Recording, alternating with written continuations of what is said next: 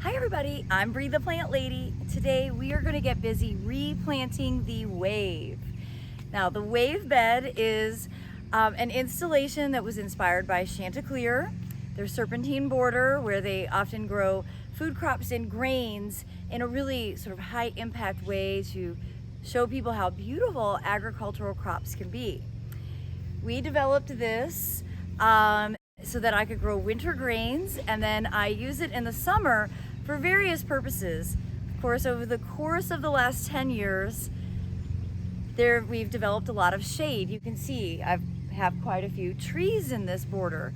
So what I used to do with sorghum and sunflowers and zinnias and sesame no longer works because there's not enough sun.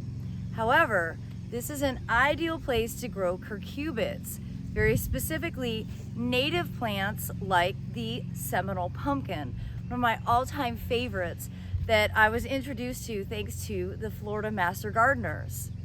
So today we are going to strategically plant some Seminole pumpkin seeds, and then we're just going to cover the entire bed up with mulch and call it done. This will grow all summer, and ultimately we will have beautiful pumpkins to harvest and eat this fall. So you can see what we're left with. We harvested this last week. This was barley. Savannah mowed it down using our fancy electric mower, which doesn't quite get as low as the gas-powered mower that we used to use. But you see what we have here is essentially, well, it's barley straw. And we don't want to really rip out the roots because remember, these grains are annuals. So they're not going to grow back from any of this matter. All of this organic matter is just going to break down to help build the soil. Now you can see we have a really nice soil base here. It's, I'm like cat litter gardening right now. It's like you can dig a hole just with your hand. Now it's dry because we haven't had a lot of rain, and we didn't irrigate this bed because we were purposely trying to dry the grains out. So essentially what we're going to do is leave this exactly as it is, and we're just going to plant Seminole pumpkins essentially every 4 foot apart, which is pretty dense for pumpkins. These pumpkins grow really rapidly and they cover up a ton of space, but that's the goal, so that when you pass by here this summer, the bed will be a solid ground cover of really large, sort of tropical looking pumpkin foliage. Now the cool thing about the Seminole pumpkin is it is mildew resistant and resistant to squash vine borers. So unlike zucchini and yellow squash, you don't actually have to worry about any pests. Makes it a really low maintenance but super high impact plant to grow in your garden. So last week when we were harvesting, Savannah very wisely saw that we had some yellow jacket action. Nobody really wants yellow jackets, and I love pollinators, but I don't want to run the risk of yellow jacket attack. So David went on YouTube and found a really great organic solution that did not involve using any pesticides. So first of all, you do this at night. You put a screen down and you add some bricks so that it's over where their entry hole was, which was right about here. And then he put in about a 1/4 bottle of Dawn dish detergent and then just filled it with water. I mean, like five minutes worth of the hose just running. And what was really amazing is no water came out. Like their yellow jacket's nest was so deep and so large that all that water just went in. And essentially it made them drown. But now we can remove this and we can clean up the few plants that we didn't get mowed. And we'll be able to make it all look neat and tidy.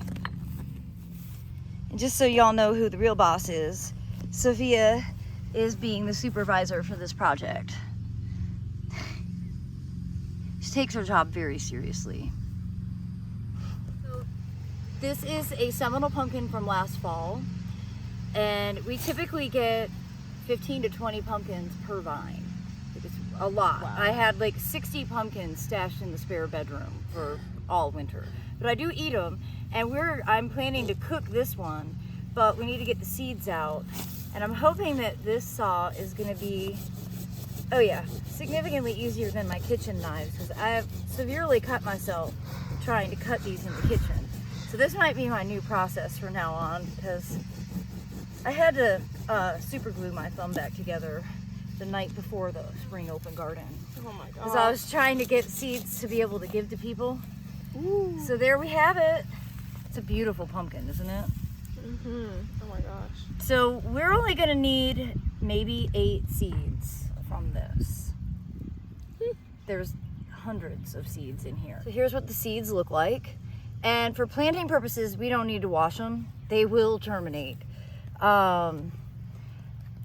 And we'll only deal with these. We already put one in. Let's just throw that on the front porch, and then I will deal with it, and we'll roast it.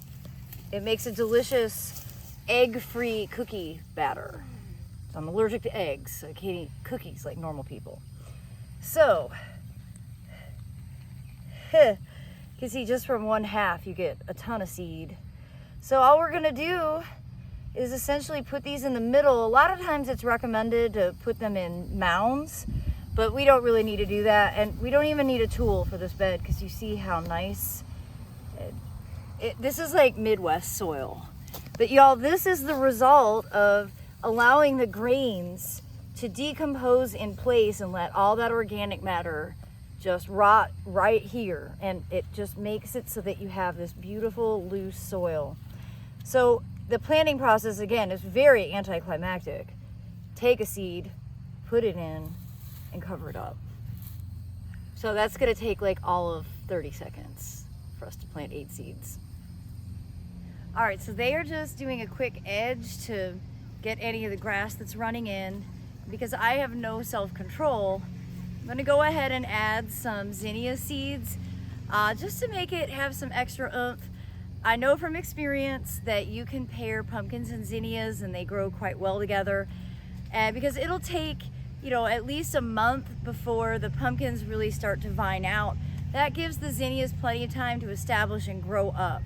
So we're gonna do 2 varieties, Lilliput and Thumbelina. And I love to grow zinnias because I like them as cut flowers, but it's mostly for providing nectar for pollinators, especially swallowtail butterflies and bees. So if you haven't grown zinnias before, definitely pick up a couple of packs this was $1.99 per pack. I think I just got these at Lowe's from their seed rack. So yeah, I highly recommend it. I just think that borders are always more interesting when they aren't monocultures.